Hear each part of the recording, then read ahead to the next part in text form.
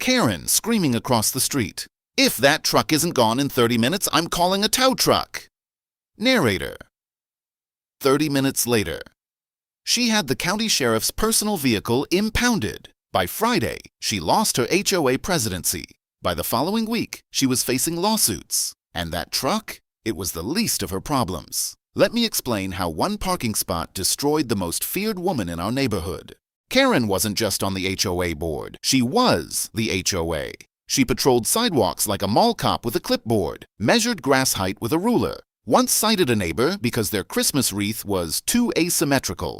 She loved two things. 1. Control. 2. Public humiliation via group chat.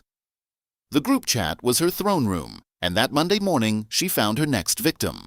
Black Ford Raptor, mud splattered, tinted windows, aggressive stance, parked legally in front of my house. It had been there overnight. I assumed it belonged to a guest or contractor. Karen saw it at 8:45 a.m. Her eyes narrowed like she'd spotted a war crime. She didn't knock, didn't ask, didn't verify. She went straight to enforcement mode. 10:30 a.m. Tow truck pulls in. No notice on door. No warning. Gone in 3 minutes. At 11:47 a.m. she posted, "Oversized commercial-looking vehicle removed. Standards maintained." 3 people reacted with thumbs up. She responded, "You're welcome. That detail will matter later."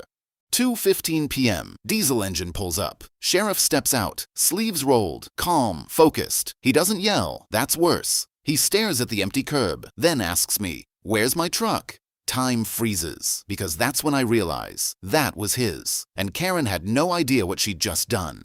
He doesn't argue. He makes calls. And these are not normal calls. Words I overheard: government asset, unauthorized removal, potential misuse of authority, tow company compliance logs. The temperature of the entire street changed. 2 unmarked black SUVs roll into the cul-de-sac. Agents step out, polite, direct, efficient. They start asking neighbors questions. And guess who had already bragged? Karen.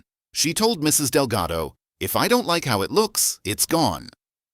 Mrs. Delgado records everything for scrapbook reasons. That scrapbook just became federal evidence. Knock on Karen's door.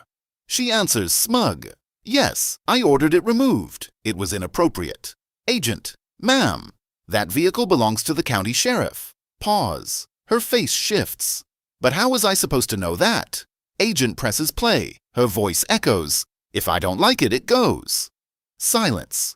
Confidence evaporates. Here's where the story turns nuclear. When you misuse authority to tow government property, investigators don't stop there. They start looking, and they found HOA landscaping bills tied to her home, budget reallocations matching her kitchen remodel, selective enforcement targeting specific neighbors, fines deposited into temporary holding accounts, which somehow funded a new hot tub. Then a disabled veteran filed a complaint about harassment. Then 2 more neighbors came forward. The truck was just the thread. The sweater unraveled fast. By Wednesday, sheriff filed civil damages. Tow company filed complaint. 5 neighbors filed suit. HOA emergency meeting called. Karen still believed she could talk her way out. She printed the rulebook, highlighted sections, came prepared. What she didn't understand: you can't quote HOA bylaws to federal investigators. Friday evening, packed meeting, murmurs everywhere, audit findings presented, financial discrepancies projected on screen. You could hear the shift.